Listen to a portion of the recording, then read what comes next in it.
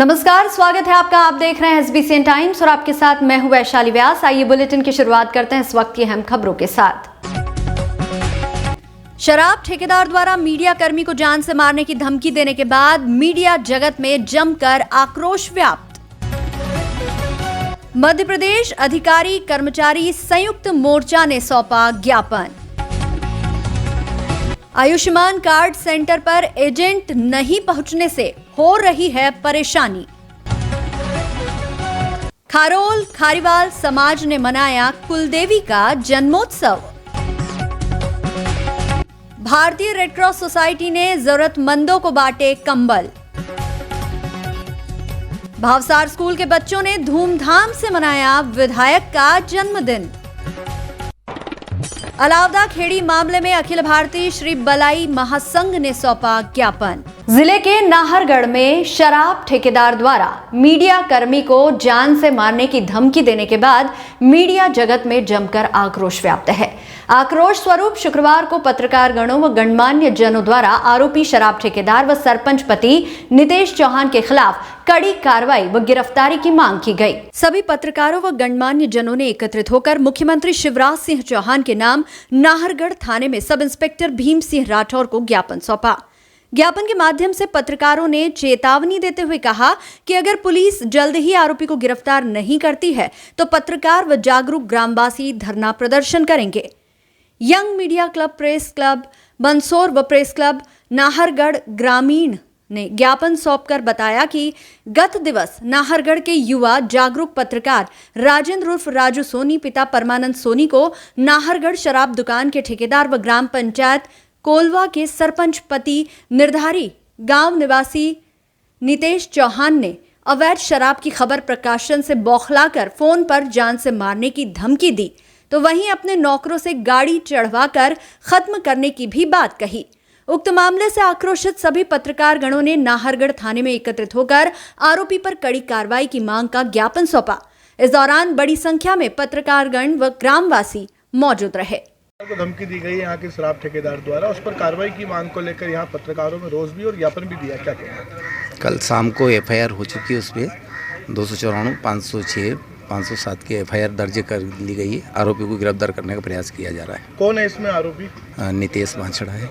जी, आज हम लोग सब आए हैं यहाँ पे। हमारे जो पत्रकार साथी है, हमारा राजू सोनी जो है, उसको शराब ठेकेदार ने कुछ समाचार प्रकाशन को लेके जो धमकी दी है, उसको लेके हमने एसपी यहाँ पे थानेदार के नाम एक ज्ञापन दिया है और पुलिस से मांग की है कि तत्काल आज शाम तक उसकी गिरफ्तारी होना चाहिए, वरना फिर हम लोग धरना और प्रदर्शन करेंगे। को धमकी मिली गई है और किसके द्वारा दी गई है? आज क्या किया गया? नितेश बासड़ा शराब ठेकेदार के द्वारा मुझे मोबाइल व्हाट्सएप पर जान से मारने की और नंगी गालियाँ देकर धमकी दी गई है।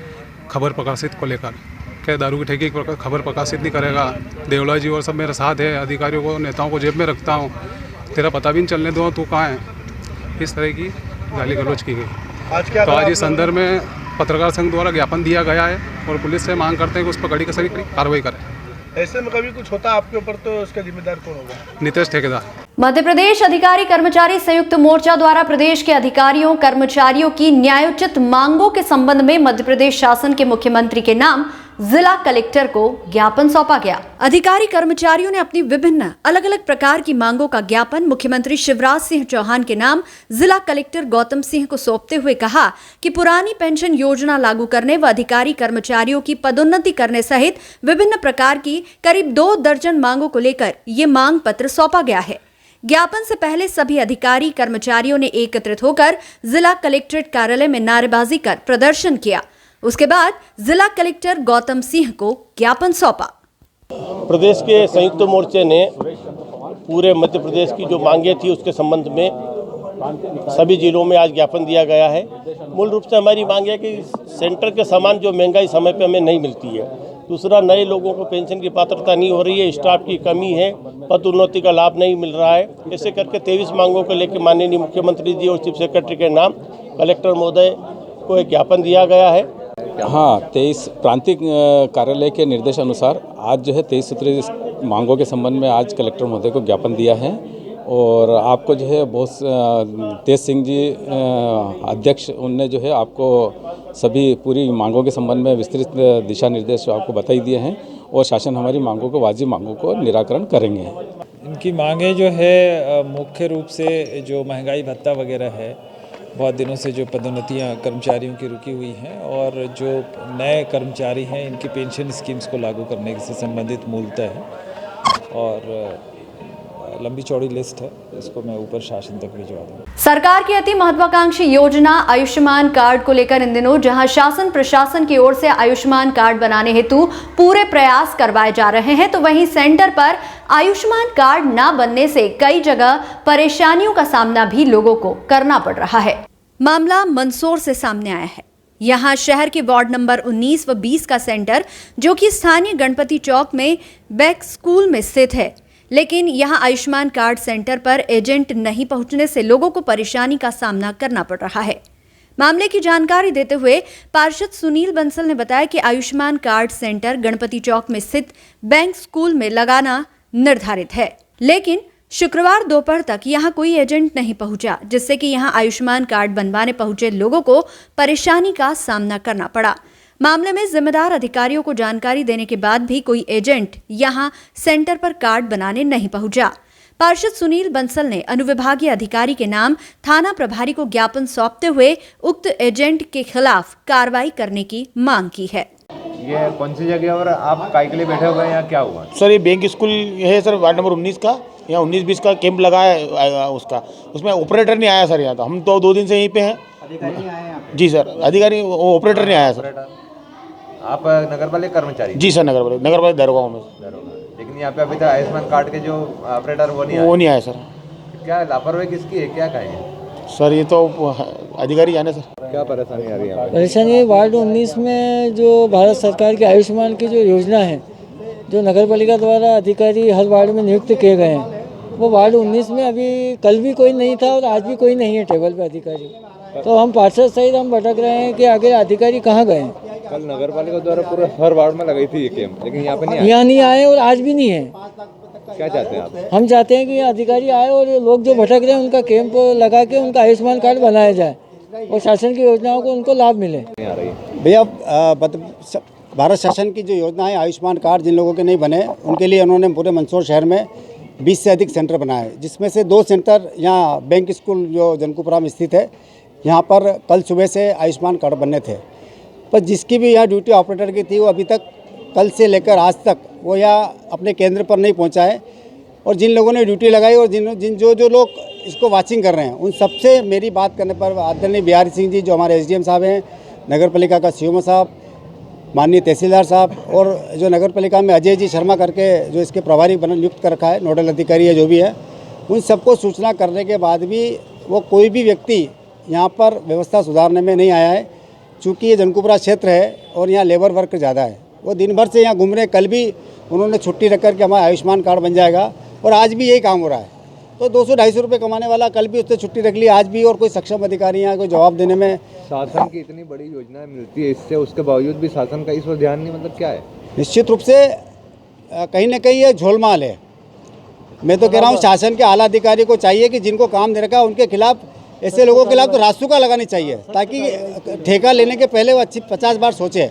दूसरा, और अनेक केंद्र पर देखने को भी आ रहा है कि वो 50 रुपये वसूल कर रहे हैं। शासन ने और नगर पालिका परिषद ने यह घोषणा करी है कि आप आयुष्मान कार्ड के लिए केंद्र पर पहुँचे, पर बहुत बड़ी विसंगति है, एक बहुत बड़ा लोचा है कि 2011 में जो सर्वे हुआ था उन्हीं के आधार आयुष्मान कार्ड यहाँ बन रहे हैं। बाकी लोग जो है, अनेक लोग ऐसे हो गए 11 से आज 12 साल ऊपर हो गए, नई लिस्ट तैयार ही नहीं हुई है। तो सरकार को चाहिए कि नई सर्वे कराकर नए लोगों को कोई आयुष्मान कार्ड बनाने के लिए प्रेरित किया जाए, और जिस प्रकार MP ऑनलाइन है उनको ही आयुष्मान कार्ड बनाने की व्यवस्थाओं को भी रोज़ ही 12 महीने उनको देना चाहिए, ताकि आदमी 50 रुपये दे के छुट्टी हो जाएगी।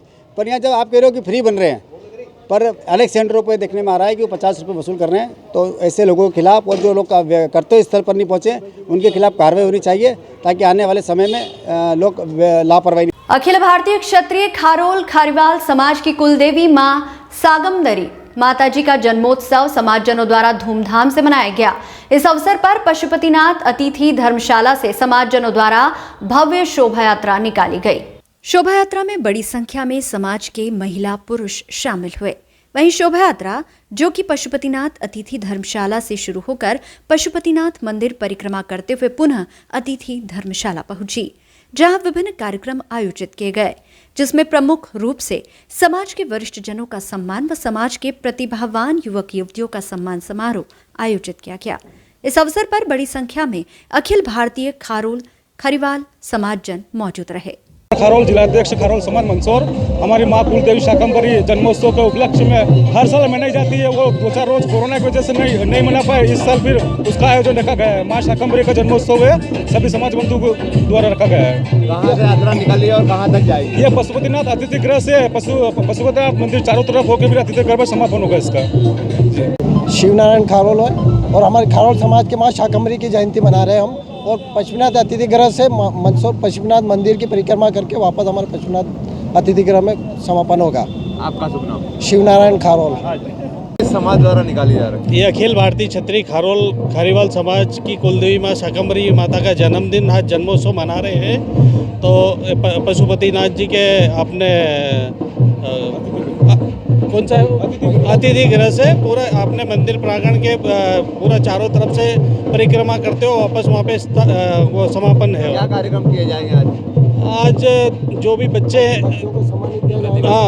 प्रतिभा सम्मान समारोह है और समाज को अतिथियों का स्वागत है और समाज में जो भी वरिष्ठ दूसरे लोग हैं उनका सबका सम्मान करके समाज को आगे बढ़ाने का कार्य किया जाएगा। आपका शुभ नाम? सुरेश ठाकुर, घाटा बिल्लोद। मंदसौर जिले में इन दिनों ठंड का प्रकोप जारी है। हाल बेहाल शीतलहर से आम जनजीवन प्रभावित। इसी को ध्यान में रखते हुए मंदसौर शहर की सामाजिक संस्था भारतीय रेड क्रॉस सोसाइटी द्वारा जरूरतमंदों को कंबल वितरित किए गए। शहर के गांधी चौराहे पर रेड क्रॉस सोसाइटी के पदाधिकारी व सदस्यगण शामिल होकर पहुंचे और यहां जरूरतमंदों को कंबल वितरित किए गए।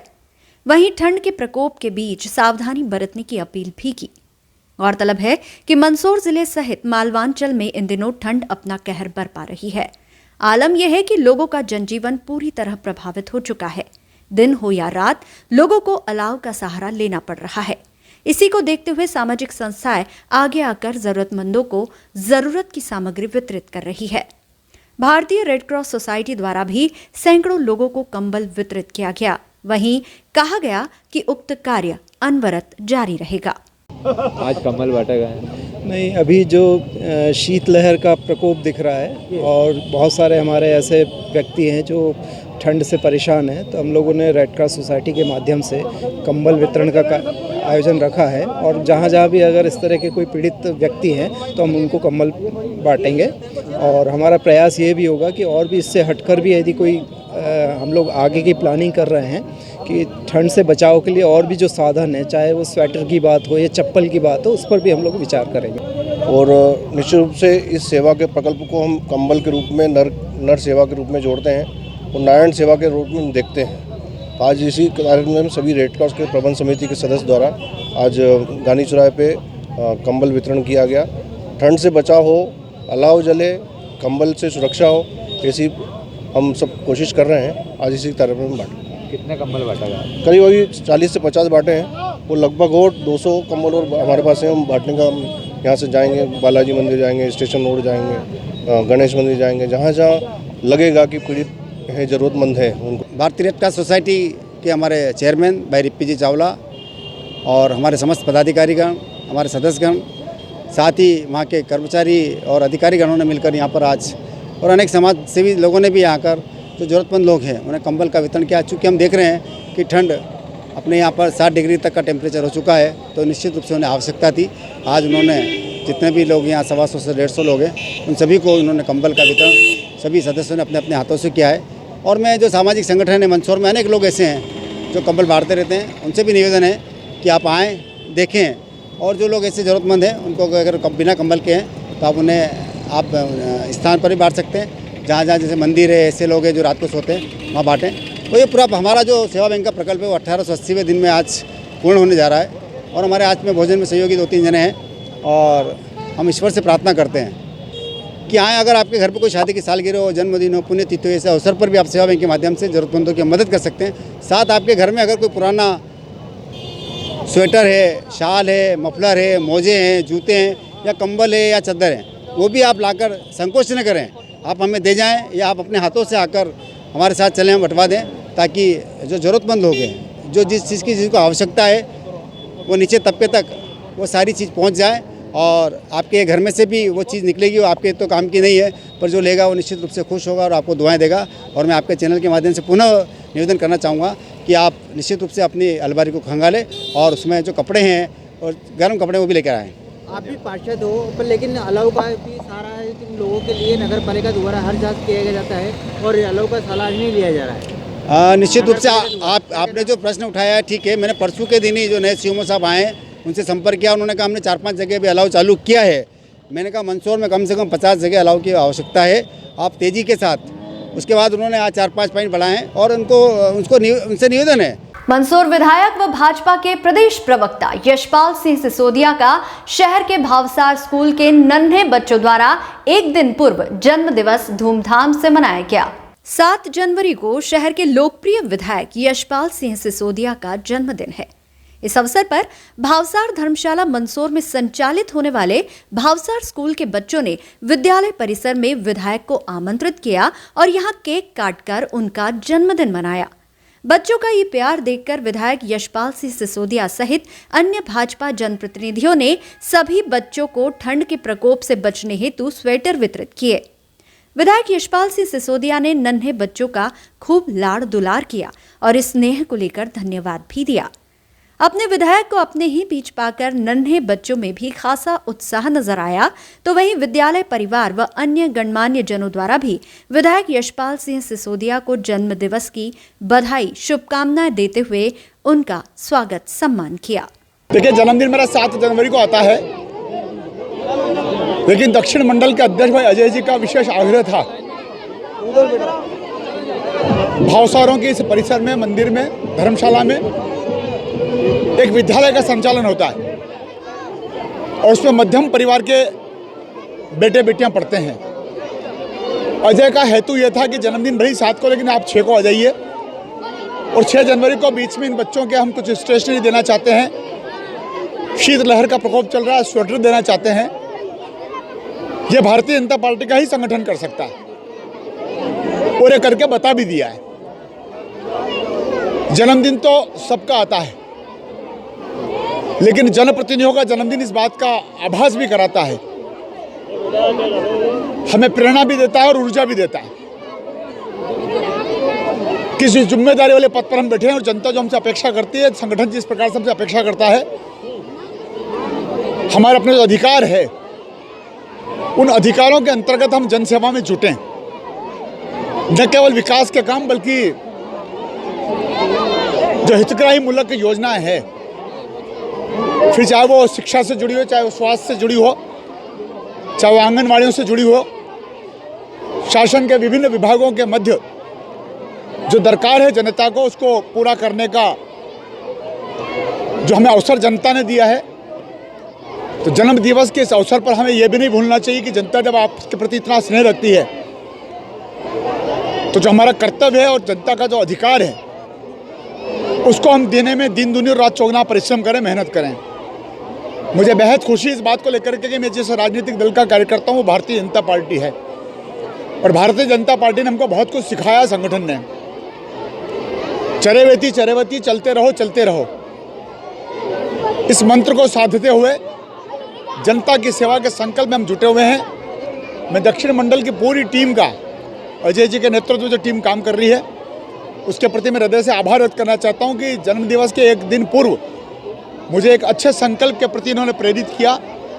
बच्चों के बीच में, शिक्षकों के बीच में, समाज के बीच में यहाँ पर आकर के कार्यक्रम की आयोजना करी। बहुत बहुत धन्यवाद। अखिल भारतीय श्री बलाई महासंघ द्वारा अलावदा खेड़ी मारपीट मामले में मारे गए आदिवासी पिता पुत्र के परिवार को सहायता व आरोपी को फांसी देने की मांग करते हुए मुख्यमंत्री के नाम जिला कलेक्टर को ज्ञापन सौंपा गया। शुक्रवार दोपहर सैकड़ों की संख्या में एकत्रित होकर अखिल भारतीय बलाई महासंघ के पदाधिकारी व कार्यकर्ता जिला कलेक्ट्रेट पहुंचे और यहां नारेबाजी कर प्रदर्शन किया। अपनी मांगों का ज्ञापन सौंप अखिल भारतीय श्री बलाई महासंघ ने बताया कि अलावदा खेड़ी गांव में दबंग द्वारा आदिवासी पिता पुत्र के साथ बेरहमी से मारपीट की गई, जिसमें उपचार के दौरान दोनों ने दम तोड़ दिया। इस घटना के बाद परिवार पूरी तरह बेसहारा हो चुका है और अब उनके भूखे मरने की भी नौबत आएगी। इसी बात को ध्यान में रखते हुए शासन प्रशासन द्वारा उक्त परिवार को उचित सहायता प्रदान करे। वहीं आरोपी दशरथ सिंह को फांसी की सजा दी जाए ताकि आदिवासी पिता पुत्र व उनके परिवार को न्याय मिल सके। परमार अखिल भारतीय भलाई महासंघ का राष्ट्रीय अध्यक्ष हूँ और मध्य प्रदेश ही नहीं पूरे देश भर में होने वाले दलित अत्याचार के खिलाफ हमारा संगठन लगातार आवाज उठाता है। तो क्या मामला है?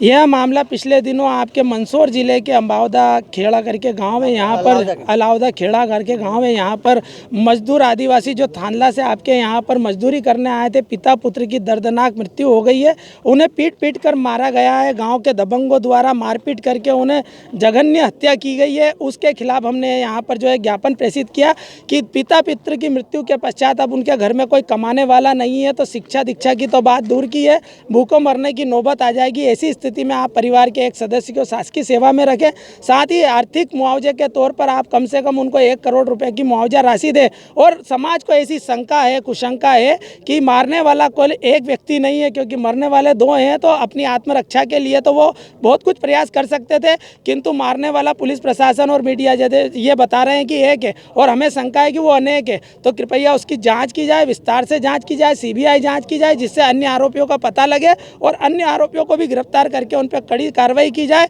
साथ ही इस प्रकरण को फास्ट ट्रैक कोर्ट में चलाया जाए, जिससे फैसला जल्द से जल्द हो और पीड़ित परिवार को न्याय मिले, ताकि हम सबका भरोसा कानून पे, पुलिस प्रशासन पर बना रहे। क्या आश्वासन दिया कलेक्टर साहब? उन्होंने बोला है कि जो अनुसूचित जाति जनजाति अत्याचार निवारण अधिनियम जो सामाजिक न्याय मंत्रालय होता है उसके तहत 8,25,000 कुल मिला के 16,50,000 रुपये की राशि हम आवंटित कर रहे हैं। किंतु अतिरिक्त राशि के लिए जो हमने निवेदन किया है वो मुख्यमंत्री राहत कोष से किया है।